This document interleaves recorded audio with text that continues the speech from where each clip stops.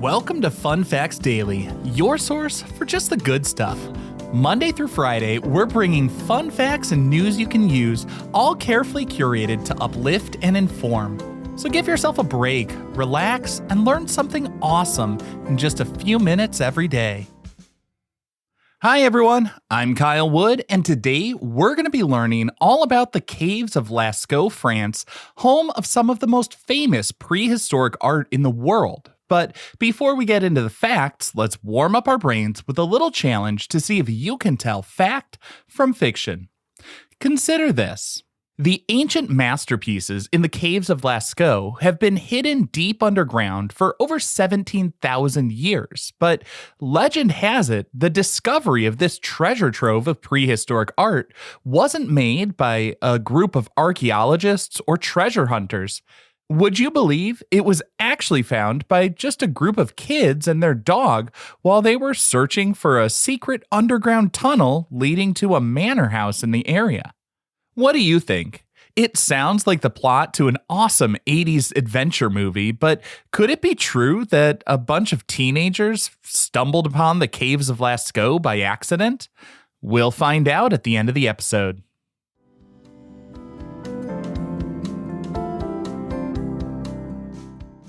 Now for your word of the day. Our word for today is parietal. That's P-A-R-I-E-T-A-L. In the world of archaeology and art history, parietal refers specifically to artwork done on cave walls or large stone blocks.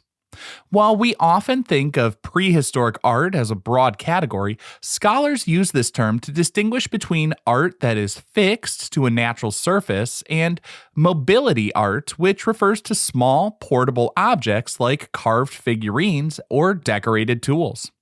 The Lascaux caves are considered the Sistine Chapel of prehistory because the sheer scale and beauty of these parietal displays. The word parietal comes from the Latin parietalis, which comes from parius, meaning wall. In biology, you might hear this word used to describe the walls of a body cavity or the parietal bone of the skull, but in our neighborhood of history, it's all about the canvas of the cave. When we study parietal art, we aren't just looking at pictures, we're looking at the permanent connection between ancient humans and the physical structure of the earth they inhabited.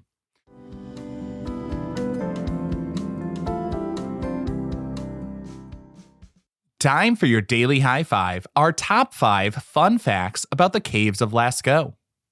Number 1. The Hall of the Bulls contains a painting of a bull that's over 17 feet long. Inside the most famous section of the cave, known as the Hall of the Bulls, the scale of the artwork is massive and intimidating. The artists used natural curves and bumps of the white calcite walls to give the animals a three-dimensional, lifelike appearance.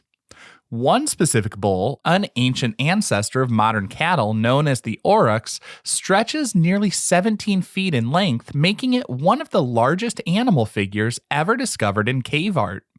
In order to reach such massive sizes and get high up onto the cave walls, archaeologists believe the creators had to use some sort of scaffolding.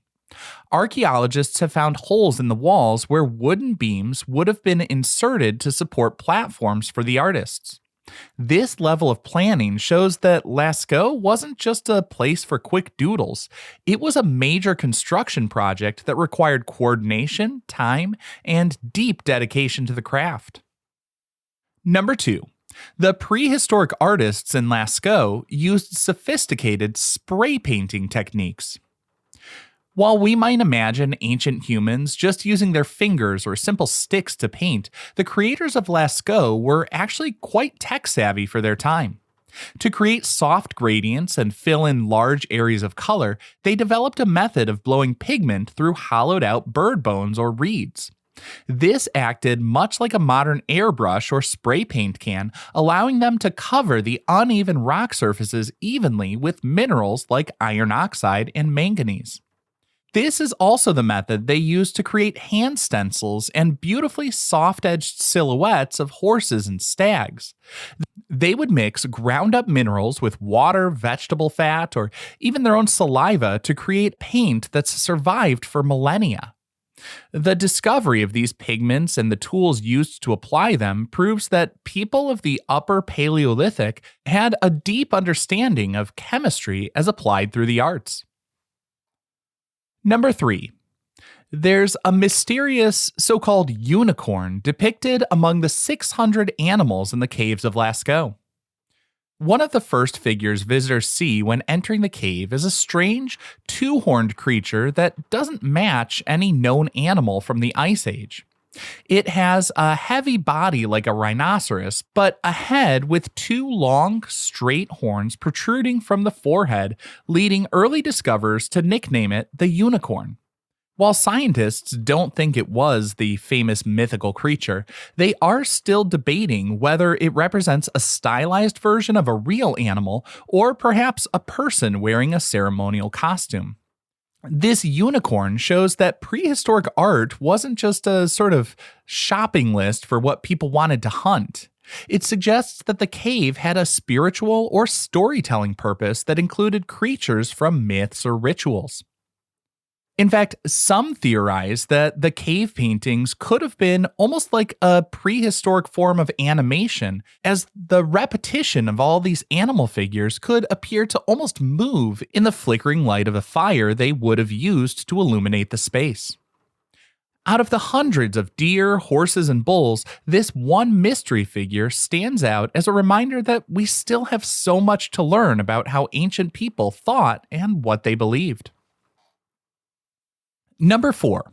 The cave contains one of the oldest maps of the stars in human history.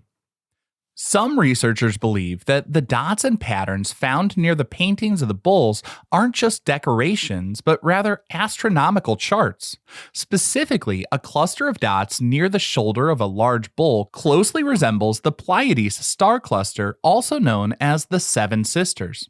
Another nearby arrangement appears to resemble the constellation Taurus, suggesting that the Hall of the Bulls might have been a prehistoric planetarium. If the theory is correct, it means that humans were tracking the movement of the stars and connecting them to animals on Earth over 17,000 years ago. And our fifth and final fun fact for today: in order to save the artwork, a perfect one-to-one replica called Lascaux II was built for the public.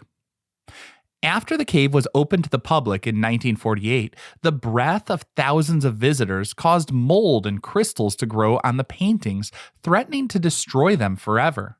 To protect this World Heritage Site, the original cave was sealed shut in 1963 and remains closed to almost everybody today. But people still wanted to experience the awe-inspiring magic of this prehistoric art without destroying it. So artists and engineers spent years creating Lascaux II, an incredibly detailed replica located just a few hundred meters away. The replica is so precise, it not only mimics the exact contours of the rock, it also captures the chemical composition of the original pigments. It was the first time in history that a major archaeological site was cloned to save the original from the human touch. Today, when you visit Lascaux, you're walking through a miracle of modern conservation that allows us to see the past without destroying it.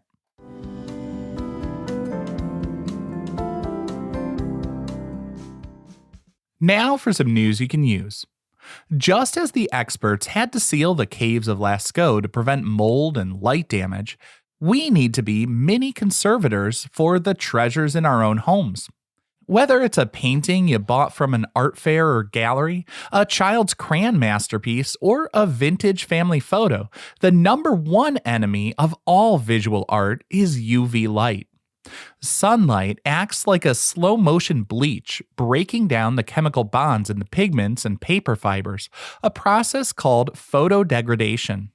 To keep your art vibrant, never hang a precious piece directly opposite a window.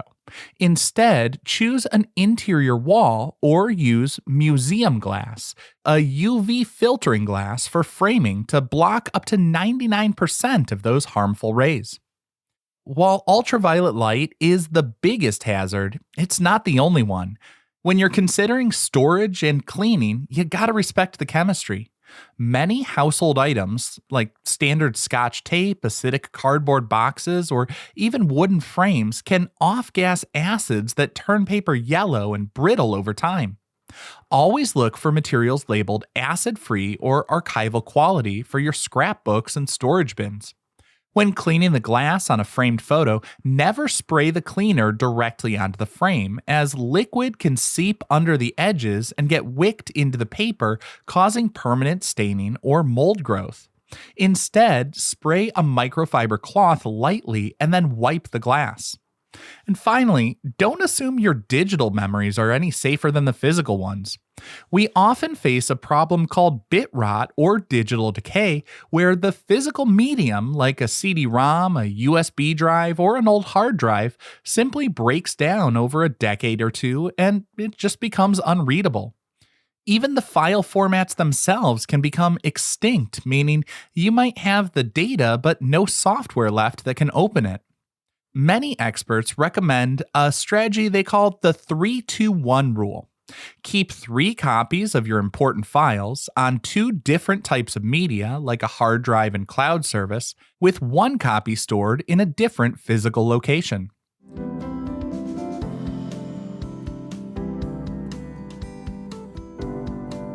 Finally, the moment you've been waiting for. At the beginning of the episode, I asked, was the cave art in Lascaux really discovered by a group of kids and their dog? Believe it or not, that's a fact. On September 12, 1940, a teenager named Marcel Ravidat and his 3 friends, Jacques, George, and Simone, followed their dog Robot into a hole left by a fallen tree. They thought they might have found a legendary tunnel to a nearby manor, but instead, they tumbled into one of the most significant archaeological finds of the 20th century. The boys actually kept it to themselves for a while before they eventually told their teacher, and the professional excavation of Lascaux began. They later became the cave's first official guides. Now, I hope you enjoyed learning a bit about the Caves of Lascaux with me today. Be sure to tune in every weekday for even more fun facts. Fun Facts Daily is an Airwave Media podcast. It was written, recorded, mixed, and edited by me, Kyle Wood. Thanks for sharing a part of your day with me. Be sure to follow Fun Facts Daily on your favorite podcast app so you can keep the good stuff coming your way every day. And if you like the show, please do me a favor and leave a kind rating, review, or just tell your friends about it.